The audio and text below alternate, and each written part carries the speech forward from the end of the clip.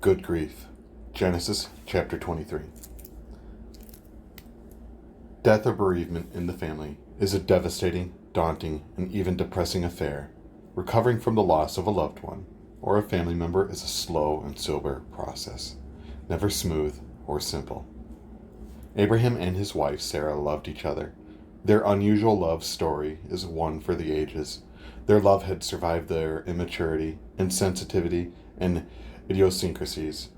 In chapter 23, Abraham was now without his deceased wife. Grief hardly qualifies as being good, but grieving is good.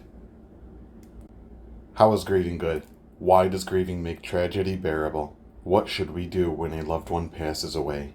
How should we respond to others in grief? First, weep alone personally. Genesis chapter 23, verses 1 and 2. Allowing others to grieve for their loss is a good thing, and not a bad thing. The first mourning in verse 2 recorded in the Bible, significantly, is Abraham's lamenting over the loss of his wife Sarah. Tears help pull a person together, and not pull the person into pieces. Crying is a part and parcel of the recovery process. The Bible does not discourage people from crying, but grieving like people who have no hope. In 1 Thessalonians chapter 4, verse 13, Romans chapter 12, verse 15, even encourages believers to weep with those who weep. Jesus did not hold back his tears on two occasions, once over Lazarus and another over the city of Jerusalem. Second, walk ahead patiently. Genesis chapter 23, verses 3 through 7. After crying for a while, Abraham arose in verse 3. Abraham arose in verse 3 and 7 is a most beautiful portrait of his resolve to live. Abraham did not cry until he was dehydrated or deflated. Abraham purposed to walk ahead, not walk away. Abraham's dream, direction, and devotion in life dimmed, but it did not die the day Sarah died. There were things to do, people to see, and days to live. Abraham had to live for the sake of his wife, their son, and the household. The first thing Abraham did was to buy a piece of property to bury Sarah. He had to think of Isaac too. Abraham was not the only one who missed Sarah. Isaac missed his mother terribly in Genesis chapter 24, verse 67. Only after his marriage was 40-year-old Isaac comforted in Genesis chapter 25, verse 20.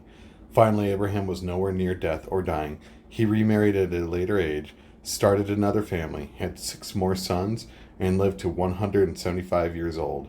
In Genesis chapter 25, verses 1 through 7, which was 38 years after Sarah's death. Third, work again purposefully. Genesis chapter 23, verses 17 through 18. The biggest challenge for the surviving spouse at the loss of a loved one is to live the one's remaining life with purpose. Ephron's field in Machpelah, near Mamre, both the field and the cave in it, and all the trees within the border of the field, was deeded to Abraham as his property in the presence of all the Hittites, who had come to the gate of the city in Genesis chapter 23, verses 17 and 18. St. Francis of Assisi said, Lord, save me from despair, and if I am in despair, make me do some work or peace for thee. Instrument of thy peace. 41. Alan Paton, New York, Seabury Press, 1968. Abraham's life was not about staying in a house, sitting in a rocking chair, and living like a recluse. He bought not just a cave from Ephron the Hittite, but a cave, the field, and all the trees within the border of the field. There are 8 references of field in verses 9, 11, 13, 3 times in verse 17, 19, and 20, to 5 references of cave in verses 9, 11, 17, 19, and 20.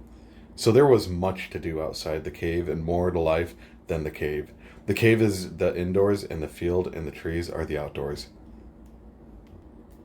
Work is challenge, not a cure or a crutch. Work is a way to calm and control grief and not to cancel or correct grief.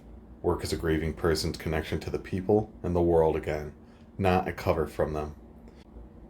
An 86-year-old. I've learned to keep looking ahead. There are still so many good books to read, sunsets to see, friends to visit, and old dogs to take walks with. Live and learn. 159. In conclusion, believers have come to grip with death. Have you tried too hard to offer reasonable and reassuring and religious advice to the grieving rather than offering your person, your presence, and your prayer to them? Crying for the deceased is not a call for attention, but a cry for affection. The Bible says, "Weeping may remain for a night, but rejoicing comes in the morning." Psalm 30, verse 5.